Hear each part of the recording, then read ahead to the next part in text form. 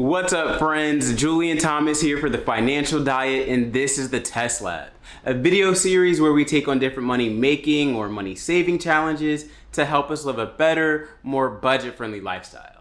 And in today's video, we're grubbing. That's right, we're talking all things groceries. As a bona fide big city bachelor, I must admit that I do not like cooking. I just don't enjoy the process of it. You have to find something to eat, then you have to go to the grocery store, then you have to carry all of those groceries back, especially if you don't have a car like me. Then you have to put the groceries away, then you actually have to cook, the actual process of cooking, and then I'm usually dissatisfied with what I cooked, and after that I have to clean up, and I don't have a dishwasher. It's just not my thing. I've never really been into it. However, the pandemic pounds are starting to add up, all while my wallet is getting thinner and thinner thanks to the likes of Uber Eats and Seamless. So for my challenge this week, I am on a mission to see which grocery store is more affordable: Whole Foods, Trader Joe's, or my local independently owned grocery store. As for the rules, they're pretty simple. I must stick to the same list at each store. And that list includes 1 pack of chicken breast, frozen or raw, a bunch of bananas, 1 container of strawberries, a dozen eggs, 1 loaf of sliced bread, a carton of plant-based milk, 1 carton of orange juice, a packet of raw oats, 1 bushel of broccoli, 1 bag of rice, cooking spray, a bag of flour, a bag of sugar, 1 bottle of ketchup, 1 bag of veggie chips, and 1 box of cookies. You know, the essentials. The next rule is I must take public transportation to and from each store. Living in New York City, it's very easy to just call a Uber after you finish going grocery shopping, especially if you have to go miles carrying pounds of groceries, but that can add up and will quickly dry up your grocery budget. So we're gonna stick to the good old-fashioned New York City subway for this challenge. And the last rule is I must buy generic brands when possible.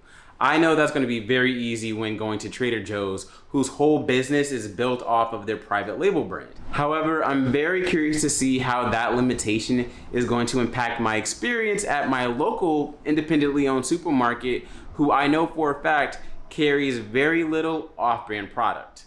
Fun fact, I have not stepped foot into a Trader Joe's since 2015. Honestly, I feel like Trader Joe's is a glorified snack store, and I just never really fell for the whole nautical theme and stuff, so it's just never really been my thing. Sorry. Don't argue with me. Argue with each other in the comments. So now that all of that is out the way, let's get to it. Hello friends, and welcome to day 1 of this grocery comparison mission, where we're kicking off everything here in my cucina. That's Spanish for kitchen. So let me begin by giving you a very, very quick tour. As you can see, it is your typical bachelor pad kitchen, I'd like to say. Over here is where I keep my uneven, mismatched cutlery. And as you can see, another dying plant. And of course, my kitchen appliances I keep right here.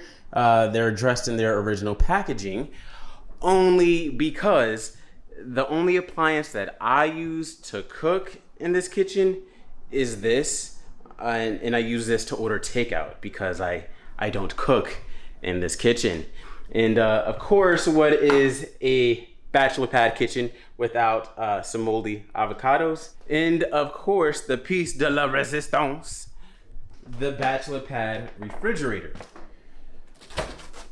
featuring all of your favorites, such as moldy cheese, bacon that I'm sure if I was to open, I would have to go to the hospital, old vegetables that are now growing roots, and yeah, this is how I live. Don't judge me, don't tell my mother. So I wanted to give you guys a quick tour just to show you guys that I'm really not about this life. I do not cook, I do not go grocery shopping. I'm really coming into this challenge blind. Like, I think, if you were to ask me how much a bag of sugar or flour costs, I would not be able to tell you. I'm thinking like $5-6 for your standard bag of sugar. Like, I really don't know the prices of these things because I don't go grocery shopping. It's bad. So I'm definitely coming into this blind, but I am trying to adjust to a more mature adult lifestyle. I mean, I do think it's time I say adieu to the $6 coffee and donut for breakfast every day. So I think being able to have like food in my house to cook at all times, that'll be good. And to not have to rely on like an app or a delivery service, because that definitely adds up as well. So I'm actually excited to get back in the kitchen and be able to fend for myself, because these donuts, like, I can't keep doing this. What's wrong with me? I'm 30.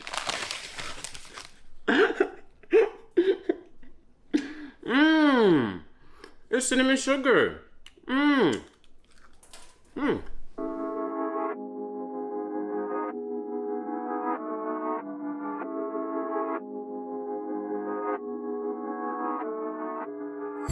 So after I cleaned my kitchen and took inventory of what I already have and scarfed down not one but 2 whole donuts, because rumor has it you never want to go grocery shopping whilst hungry, I hopped on the good old-fashioned New York City subway and made my way to the hipster paradise that is Williamsburg, Brooklyn. There, I ventured into the wonderful world that is Whole Foods on Bedford Avenue in North 4th Street. While Whole Foods is riddled with its own controversies, I'm going to be honest and say out of the 3 stores I'm visiting on this challenge, Whole Foods is my favorite. There's no gimmicks, there's no lines, and you are in and out, grab what you need and go.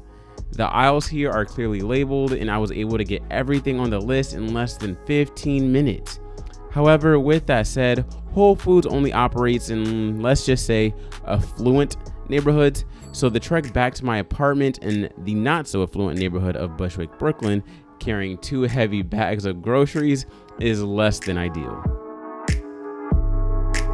Alright, so I am back from my first store of this mission, and that was Whole Foods. As you can see, I went to the Whole Foods that is closest to me, and that is in Williamsburg, Brooklyn, which is a kind of, I don't want to say controversial neighborhood, but let's just say the moment that they opened a Whole Foods, that's when you knew the neighborhood was different. And I think that that's fair to say for almost any location where Whole Foods opens. I mean, South Park made a whole episode about how when a Whole Foods opens in your town or in your neighborhood, that's when you know the neighborhood is changing and is being gentrified.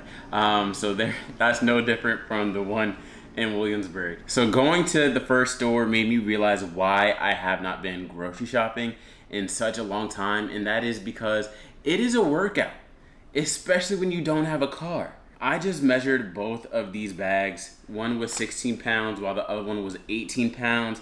That's a lot of weight to carry almost 2 miles, 20 minutes on the subway. It would be a lot different if I had a car or lived within walking distance of a Whole Foods, but nah, this was crazy. Fortunately, it's just me. You know, all of these groceries is enough to feed me, an adult male, for I would say about a week or 2. Imagine if I had a spouse, or imagine if I had kids to feed. You know, like this is a lot to carry, especially having to, you know, be dependent on public transportation. But I will say, you know, getting to Whole Foods and back, you know, from my house only cost me $6 taking the subway. If I used an Uber or another form of private transportation, that could have easily been $60. So that alone is worth the cost savings, in my opinion. But now that that is out the way, let's get into this haul. So full disclosure, I spent $60.66 and knocked everything off of the grocery list. One thing I really liked about Whole Foods is that it reminds me of a grocery store back from where I grew up in the suburbs. You know exactly where everything is, where the milk would be, where the eggs would be. Whole Foods was a very run-of-the-mill kind of supermarket, if you think about it. One thing about that I noticed too with the Whole Foods 365 brand, which I'm assuming is like their generic brand, is that, while they pretty much carry, all your essentials and basic grocery items, the shelves are stocked with so many like new alternatives. Like there's flaxseed milk and all these like, you know, crazy new things coming on the scene. The generic brand, they don't carry all that cool fancy stuff. It's just very cut and dry, black and white. So it's like you can't really experiment with all the new trends that are on the market if you shop generic. So something to keep in mind. Another thing that I noticed is that when it comes to fresh produce, fruits, and vegetables, you are gonna have to shop on brand for the most part. You can't shop generic for fresh produce, and I think that's pretty interesting. However, I did notice that Whole Foods has a dedicated 365 store in Brooklyn. It's in downtown Brooklyn, which is about 5 miles from here. So, hell, I struggled just carrying this 2 miles. 5 miles, it was out of the question. But I'm curious as to how that store is set up and the price savings, especially when it comes down to fresh produce. If it's a dedicated store to 365, do they carry, you know, Driscoll's for fresh produce and other like on-brand names? I don't know. It is so funny. I think the craziest thing when shopping at Whole Foods, again, this is the first store that I went to in this challenge, and I have not been grocery shopping like with a dedicated list in a very long time. I'm actually embarrassed to be saying that on camera, but it's the truth. And it's been so long since I went grocery shopping. And mind you, like, I'm shopping for myself, so why do I need a whole thing of sugar? Like, I don't need this, right? But anyway, I just wanted to, you know, get it for the challenge just to really be able to show and like compare prices. And when I went into Whole Foods realizing like, oh, I have to get a thing of sugar, which I've never bought a whole packet of sugar in my life. Like, why do I don't bake. I don't need this. And same with this flour. I thought to myself like, oh, okay, like, you know, this thing of sugar is probably gonna be like $7. Like, and I feel really embarrassing that I don't know the prices of basic food items. I could have sworn this would be $7 and this was like, you know, it's pretty heavy, like $8. This was $3 and this was $4, $5. Like, it's how much? Yeah, let's see. Sugar, $3.19, and the flour $4.99. I could have sworn this would have easily been $7 and this would have been about $8.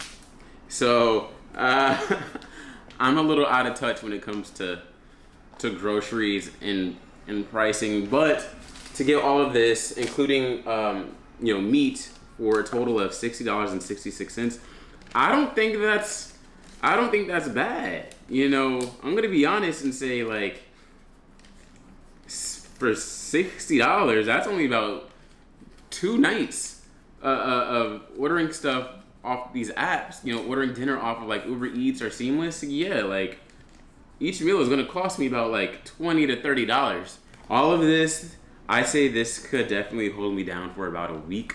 You know, between breakfast, lunch, and dinner, absolutely. But am I going to do that tonight? No, not after carrying an extra 40 to 50 pounds of weight for 2 miles. I am tired. So first of all, shout outs to any adult or parent or student that has to do that. I see you. I salute you, because that is work. It looks like it's going to be another Uber Eats kind of night. When I did muster up the strength to walk 4 blocks in the rain, I eventually made my way to my locally independently owned grocery store. In full disclosure, I hate it here. First of all, they make you check your bag as soon as you walk in the door for loss prevention measures.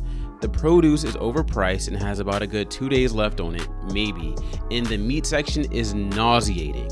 I saw very little generic options when shopping here, and to make matters worse, they didn't have any paper bags. After having a full-blown conversation with myself about how much I hate that grocery store, I met up with my girlfriend Billy and headed back to mine to make dinner. Billy and I spent the rest of the night cooking, laughing, and debating each other on why Trader Joe's is or isn't a glorified snack store. We then had dinner and watched my first episode of the Test Lab, link in bio, and of course I was left to clean the dishes the very next morning. Now it's off to Manhattan for my final store visit, and that's the one and only Trader Joe's. As mentioned earlier, I haven't stepped foot inside a Trader Joe's in over 5 years, and surprisingly, it was just as I remembered. While I was not impressed with their selection of fresh produce, I was blown away at the variety of their packaged foods. It was easy to get distracted with all the random food, snack, and drink items. It was kind of easy to find the essentials like milk, bread, and eggs. They were all located on the outside aisles. However, the layout and massive assortment made it a little challenging to find non-essentials like chips and cookies.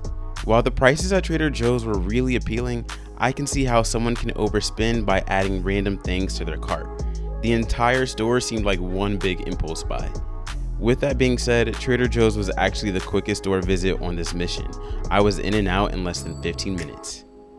Now it's back to Brooklyn to wrap this challenge up.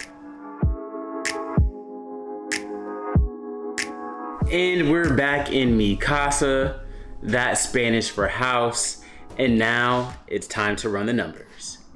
Coming in third place as the most expensive place to buy groceries is fan favorite, Whole Paycheck, aka Whole Foods, with a grand total of $60.66 to get everything on my list.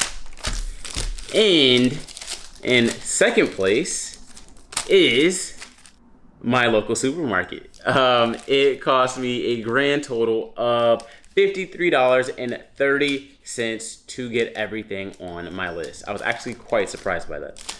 And that means that Trader Joe's is the most affordable place to buy groceries based off the list that I created.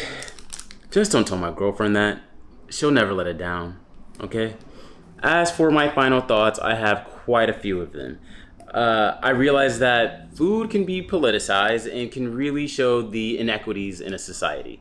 From Whole Foods essentially being a marker for gentrification and my local supermarket policing the poor residents of this neighborhood, food can ruffle some feathers. And speaking of feathers, this challenge also showed me that I might be ready to embrace a plant-based lifestyle. One reason why I've been so hesitant to embrace grocery shopping as a habit is because I don't like food waste. As you saw at the beginning of this video, I had to throw away a lot of spoiled groceries that just went uneaten. And, most of those groceries were like meat and cheese. And I realized that a lot of these grocery stores don't really cater to single people. You have to buy meat in like packs of like 4 or 6, and cheese is these big globs or big blocks, and it's just me. I still live the bachelor life, so I really don't have a need for all of that food, and I feel like avoiding, meat and cheese could help cut down on food waste. I noticed that Whole Foods in my local supermarket, again, doesn't cater to single people, while Trader Joe's, on the other hand, it seems like that's their biggest market. But let's keep talking about branding. It's no secret that grocery stores, they use a lot of tactics and marketing schemes to get us to buy more. For instance, milk and other essentials are located in the back of the store to get us to walk through the aisles that has all like the cookies and snacks that we probably don't need until we see them. And also, I noticed that all like the more well-known, larger brands are eye level, while the smaller, arguably better for you brands are kind of out of sight, making it hard for like small, businesses that retail at Whole Foods or these other grocery stores. It makes it hard for them to compete. So I thought that was pretty interesting. And when completing this challenge, I also realized that I'm a brand snob. I would much rather pay the extra $2 or $3 for the brand that I grew up with rather than the cheaper brand that I've never heard of, even though I'm pretty sure it's the exact same thing. Am I going to change that? No. And you know why? Because I recognize my privilege. And that is going to be the last point that I'm going to make on this challenge, is the fact that I am privileged. This week, I've got a crash course on why social programs like WIC or SNAP are crucial for certain communities and marginalized groups. I realized that I am privileged to be able to pick up my phone and order food the moment that I realize that I'm hungry. I realize that I am privileged to be able to use my abled body to walk down the street, go to the grocery store, carry these heavy bags down the street to my house, and not have to worry about being catcalled or harassed. I'm privileged to even contemplate going vegan. A lot of people, they have no choice but to take whatever option is cheaper for them and more cost effective for them, especially if they have multiple mouths to feed, whether that is a cheap fast food hamburger or a pack of fatty chicken from the supermarket. Fresh produce can cost $5 a pound and deliver half the calories of what a fast food meal for the same price would deliver. And it's situations like that you have to consider, again, especially when you have people that depend on you. I'm privileged at this moment in my life, I don't have to worry about that. I can go on and on about all of this, but I encourage you all to do your own research on how food insecurities and environmental racism can affect household finances and economics at large. Speaking of doing research, I went to tip-tapping on google.com and found a bunch of local organizations and charities to donate all of the food that I use for this challenge to, so do not worry, nothing will be wasted. In fact, I've noticed that since the start of the COVID-19 pandemic, quite a bit of community fridges have opened around my neighborhood, and I'm going to donate half of the food to that and the other half to another local food pantry. It's really cool to see like mutual aid actually benefit the neighborhood. Be sure to like this video and subscribe to The Financial Diet if you haven't already. Sound off in the comments below on what our next challenge should be. Personally, I'd love to know if I'd save more money actually cooking my food at home versus ordering takeout all the time.